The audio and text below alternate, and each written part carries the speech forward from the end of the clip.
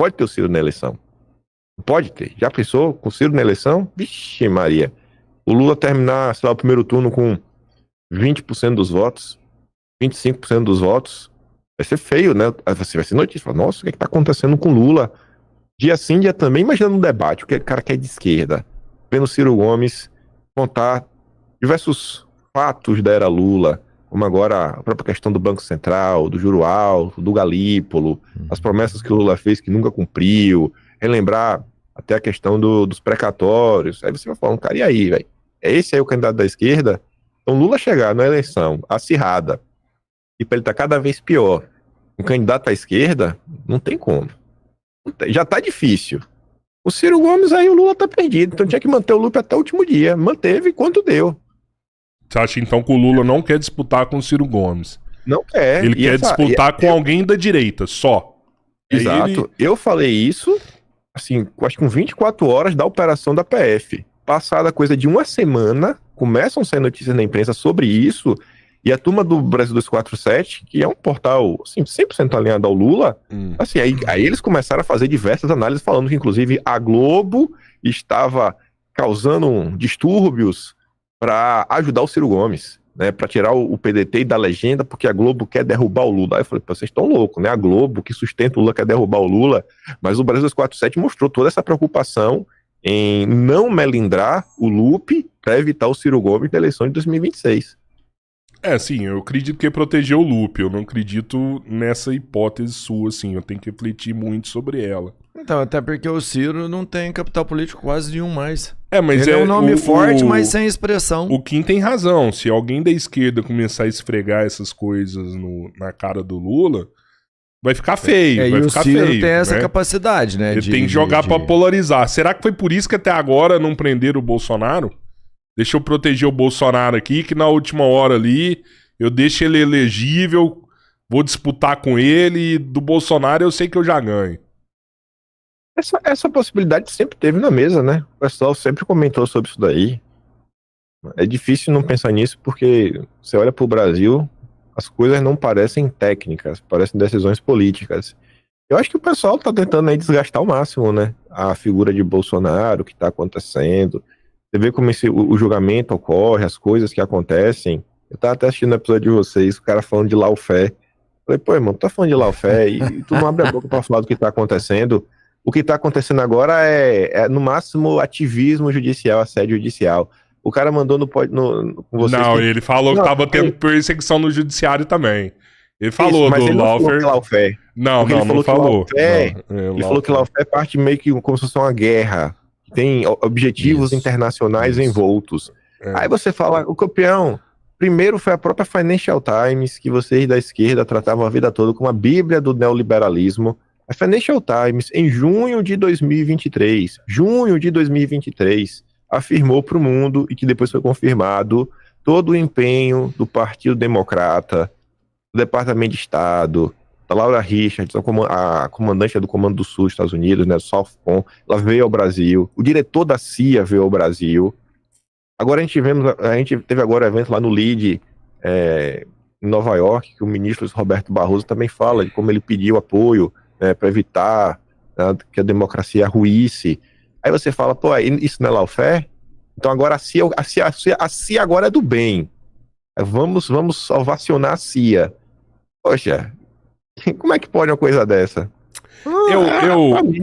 Eu acho muito louco essas teorias, sabe? Porque no dia do lawfare, esse cara me falou que os irmãos Batista, na época dele, no Lula 1 ali, tinha na mão dele 300 deputados federais dentro do Congresso. Uma empresa que tem 300 deputados federais. De uma 500, parada... de 513 até a maioria. É absurdo. É absurdo, né? E aí, a CIA tá influenciando o Brasil. Eu falei isso pro Weintraub. Aí o Weintraub virou e falou assim, não, rapaz, que é Irmãos Batista? A China hoje tem muito mais de 300 deputados comprados dentro do Congresso. Eu falei, pelo amor de Deus. A China querendo influenciar aqui, os caras estão cuidando deles lá. Não, você tá por fora. Então, assim, um fala que é a China... Tem governador saudando a bandeira. Um fala que é a China, o outro fala que é a CIA. o outro fala que é os irmãos Batista, e o povo brasileiro se ferrando. Não, e eu acredito em todos. Eu acredito que a todos China não tem tá jeito. fazendo merda aqui, os Estados Unidos tá fazendo merda aqui, os irmãos Batista também faz a lambancinha deles ali, sabe? Só que eles não pagam imposto. Todos não tem jeito. Tá todo mundo certo nos seus argumentos, né, mas em devidas proporções. Óbvio que a China faz lobby no Brasil. Isso aí não tem nem o que falar. Isso é óbvio. Óbvio. É óbvio também que a CIA tá no Brasil, isso aí é histórico, né? Tem mais de 60 anos. E os irmãos Batista, obviamente, eles também têm um rol gigantesco, né, de apoiadores no Congresso. Assim, óbvio que eles têm. Você não tem nem o que falar isso daí. Os campeões nacionais, os grandes empresários brasileiros, e assim, não é só não gosto do termo, não é, eles não compram apoio, eles conquistam por seu bom trabalho, sabe? Eles são bons no que eles fazem, são grandes empresários, estão salvando o Brasil. Eu não sei porque eles são tão atacados. Os campeões nacionais. Os campeões nacionais. Mas obviamente que tem. Mas você fala uma coisa. Pô, velho, então esses caras são muito rato, Robertinho, porque eles estão se vendendo pra 2, 3 ao mesmo tempo, bicho. Mas quando eles vão comprar, você acha que eles compram só um? Eles compram 2, 3 também. Eles também sabem, eles jogam o mesmo jogo. É muito rato, cara. É muito rato. Esse país não tem jeito mesmo, não. Mas me surpreende o que o Kim fala. Diz aí. Pode falar. Diz aí. Eu ia falar o seguinte, é porque quando você olha isso daí, não necessariamente a pauta que um desses grupos defende vai na direção contrária do que o outro grupo defende. Você para e pensa, por exemplo, China e Estados Unidos, CIA versus Partido Comunista. Aí você fala, como é que eles podem estar do mesmo lado? Bom, se você tiver qualquer medida aí no Brasil, onde você flexibilize a soberania nacional, por que eles seriam contra? Obviamente que aí cada um vai tentar influenciar para, flexibiliza, mas para não cair na mão da China, outro flexibiliza para não cair no mundo ocidental. Essa é a discussão. Mas ambos são favoráveis a flexibilizar. Ambos são favoráveis ao Brasil não se desenvolver. Ambos são favoráveis a manter a infraestrutura do país, né, quebrada. Ambos são favoráveis a desestatizar, privatizar o Brasil. Ambos são favoráveis a isso daí. A família Batista idem. Notícia agora da Folha de São Paulo, graças a Deus, a Justiça suspendeu aí a compra por parte da Âmbar, que é um braço da JF, né? Os irmãos Batista não é só a JBS. Eles têm a Âmbar, que é o braço de energia, eles têm um banco original, o PicPay, a parte de pagamentos, e parte de comida é uma seara de empresas, né? Inclusive acho que a própria seara, acho que é deles também. Então, assim, são diversas coisas. Aí a Âmbar estava comprando umas pequenas centrais hidrelétricas da CEMIG. E aí a justiça acatou o argumento. São as do Amazonas lá que eles estavam comprando? Não, não é no Amazonas, não. Na CEMIG aqui mesmo. Já é outra. Antes da Amazonas, eles compraram a termoelétrica do Paraná. Depois foi da Amazonas e agora na CEMIG. Então, assim, você está transferindo o setor energético do Brasil para a família Batista, que todo liberal, obviamente, vai defender, porque o liberal falou de privatizar tudo, né? E pela máxima eficiência. Estamos sendo muito eficientes. E aí o argumento é que a forma como estava sendo feito, o pessoal considera que é venda da empresa, e isso, a lei exige que tenha o aval da Assembleia Estadual e também passe para o plebiscito. E o governo Zema está se insistindo, indo atrás, fazendo, acontecendo, porque quer vender a todo custo. Aí você vê, né? Olha só, né? Grande governador Romeu Zema, que empenho para vender esses ativos para a turma dos irmãos Batista. Que empenho do Romeu Zema, viu? Que baita empenho. E aí, antes que eu disse, teve já o caso, acho que era acho que é Unigel o nome da termoelétrica, mas foi lá no Paraná e se deu, inclusive, após a privatização da Copel. Quando você pega a discussão, isso foi, acho que em dezembro de 2023. Você pega lá meio que o parecer, uma das justificativas é que se desfazer dessa termoelétrica ajuda, né, a nova Copel a se adaptar ao mundo que nós vivemos, o mundo ESG, o mundo da descarbonização. Então, se você quer descarbonizar, como é que você vai ter uma termoelétrica? Ou seja, não serve para a Copel 100% ESG, mas serve para os irmãos Batista. Do Amazonas, o mesmo argumento para atingir as metas do Net Zero 2030, né?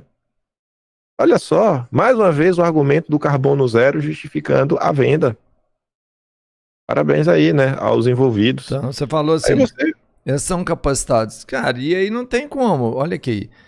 Você pega o que os caras estão fazendo aí, pelo menos na empresa particular deles, cara, é discrepantemente notório. Os caras começam com um açougue ali, uma casinha de carne, e hoje talvez o maior frigorífico... Talvez não, o maior frigorífico do mundo. Quem não quer pôr, por exemplo, a parte de energia na mão desses caras para administrar? Os caras têm competência. Eles têm histórico, entendeu? Eles não estão ali para brincar, eles estão para fazer o melhor. Quando você fala que o liberal quer isso, eu acho que não é só o liberal. Eu acho que todo mundo que olha para esses caras aqui no Brasil fala, pô, a gente tem um Elon Musk aqui dentro do Brasil.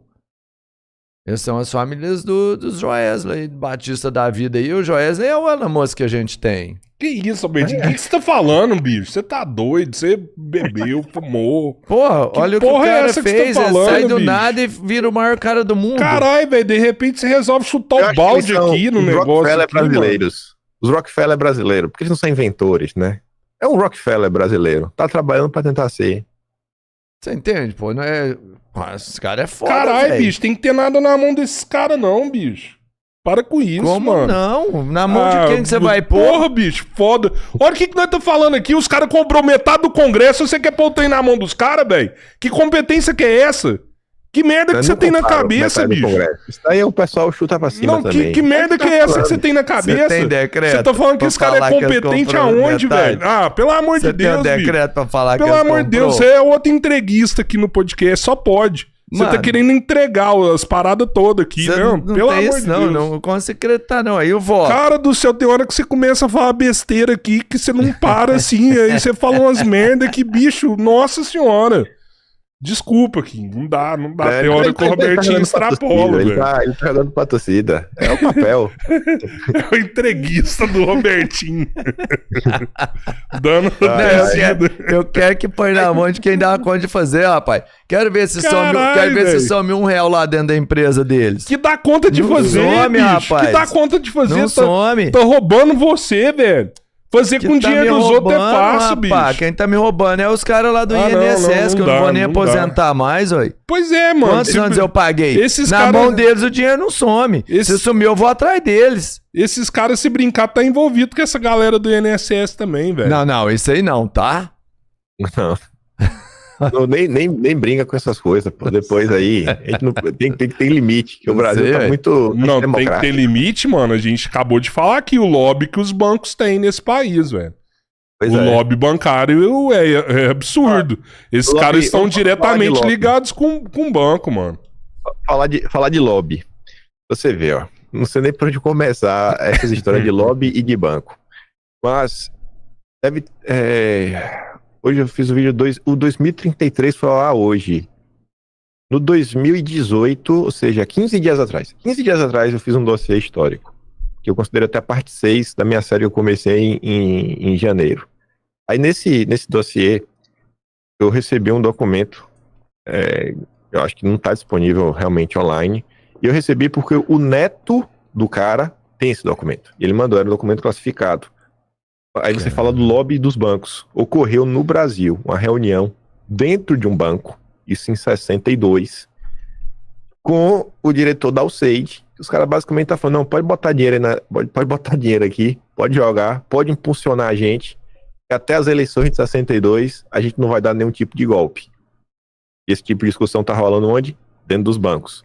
O brasileiro que estava lá com o cara da USAID, ele tinha sido presidente do Banco do Brasil e ele possui o mesmo nome, mas não é a mesma pessoa. O primeiro nome dele é João, o último nome é Figueiredo. Não é o João Figueiredo, ex-presidente, é o primo dele, que estava lá no núcleo duro do IPS, né? Aí você fala, pô, bancos. Aí você pensa, em termos de banco, Banco Central. O Banco Central brasileiro é criado após 64. Ele, basicamente, a ideia vem lá também do núcleo duro do IPS e é comandado pelo Jorge de Melo Flores, que a partir de 69 assume a operação do Chase Manhattan no Brasil, que é o Banco dos Rockefeller.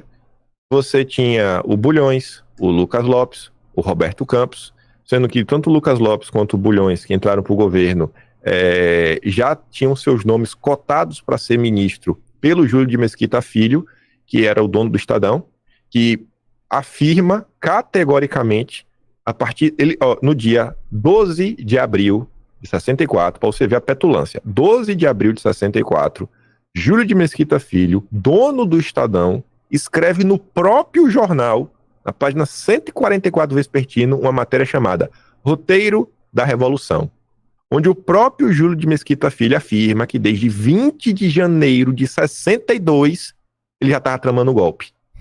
Ele não só tramava golpe, como escolhia ministro, estava no rol. Roberto Campos, o avô, e Lucas Lopes. Roberto Campos, Lucas Lopes, Melo Flores, toda essa turma estava na Consultec. E, na época, antes de 64, produziram um parecer para a empresa chamada Hannah Mine, uma empresa americana, que tinha interesses no minério de ferro brasileiro, que teve seus interesses... quando você vai contra, tá me faltando a palavra agora. Enfim, os interesses dela foram jogados por água abaixo a partir do Código de Mineração lá de 54 do Vargas, porque isso se prezava pela nacionalização das empresas. Então você tinha que ter um certo capital nacional para lidar. Aí a Hannah Mine meio que operava no Brasil através da Nova Alimense, que era do Augusto Trajano de Azevedo Antunes, que também é sócio fundador do IPES, e que o Azevedo Antunes era, antes de 64, tinha um assento no Conselho Internacional do Chase Manhattan, o Banco dos Rockefeller. Você fala, pô, mas peraí, o Banco dos Rockefeller, um brasileiro, no Conselho Internacional? Sim. Quando, inclusive, o Azevedo Antunes sai do Conselho, quem entra no lugar dele é outro brasileiro, Antônio Galotti, e também era fundador do IPES, né? É o núcleo duro, que é o pessoal que cria todo o sistema financeiro que o Brasil passa a ter a partir de 64.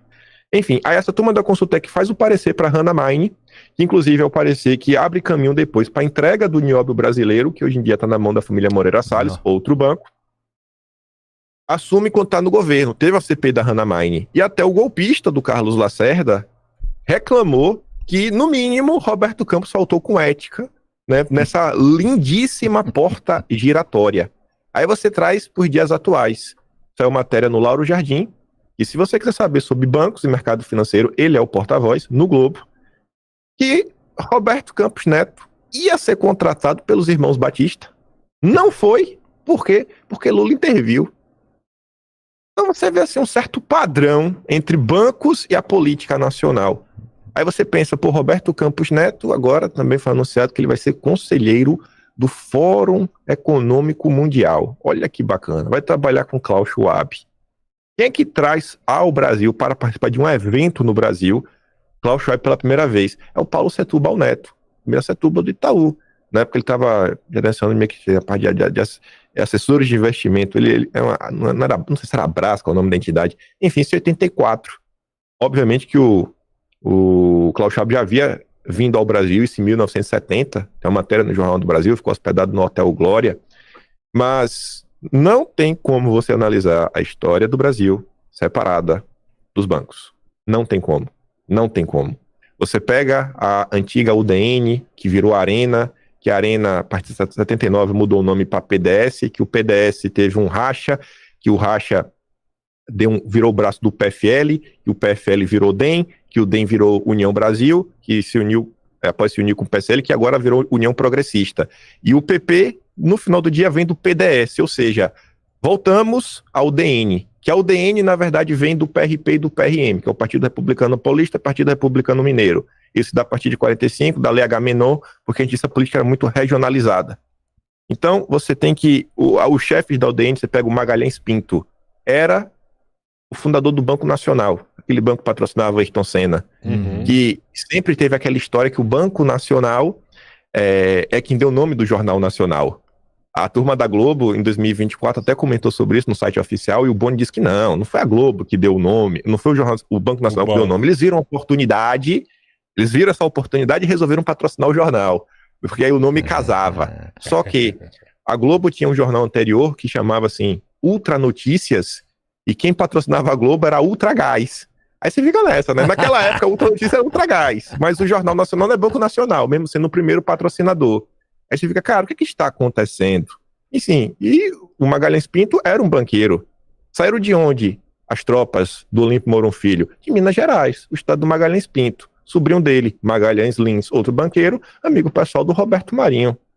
Então tem alguma coisa acontecendo nesse país, assim, com os bancos, que eu ainda não consegui entender, mas me parece que não tá bom. Me parece que não tá bom. Me parece que esses banqueiros estão fazendo alguma coisa que não me parece ser certo. E aí eu fico me perguntando, né? Até quando? Até quando? Né? Ainda estou aqui me perguntando. Ainda estou aqui. E você acha que é possível a gente lutar contra esses caras? No ponto que chegou hoje? Eu acho que sim. Eu acho que sim. Eu tenho certeza que sim. Porque também a história brasileira mostrou que houveram momentos em que você conseguiu bater de frente com esses interesses, com todas as críticas que possa se fazer ao regime militar. Se você pegar a turma da linha dura, que é como era chamado, você vê que eles conseguiram emplacar algumas pautas que não eram do interesse dessa turma. Óbvio que não era tudo. Inclusive, vamos abrir só um parêntese. Falar sobre ditadura militar é o maior absurdo que tem. E é a pior coisa que a própria esquerda pode fazer. Porque como é a chamada ditadura que foi implementada, os militares foram, assim, a cereja de um bolo. Você tem um bolo, o militar é no máximo a cereja. Todo o golpe, toda a articulação foi gestada pela sociedade civil. Toda, do início até o fim. Aí no final, os caras trazem os militares papistas. No final, os militares papistas. Quando você pega o complexo IPES e BAD, tá ali, o núcleo duro. Quando você olha a nomeação para ministérios em geral, você tem ministérios, autarquias, estatais. Você tem, já a partir de 64, mais de 200 pessoas ligadas ao IPES. O tão amedrontador, né, Golbery de Couto e Silva, Golbery era diretor do IPES. O SNI, o Serviço Nacional de Inteligência, ele já existia dentro do IPES. Toda a estrutura do IPES ele traz para dentro do governo, né, como as coisas funcionavam.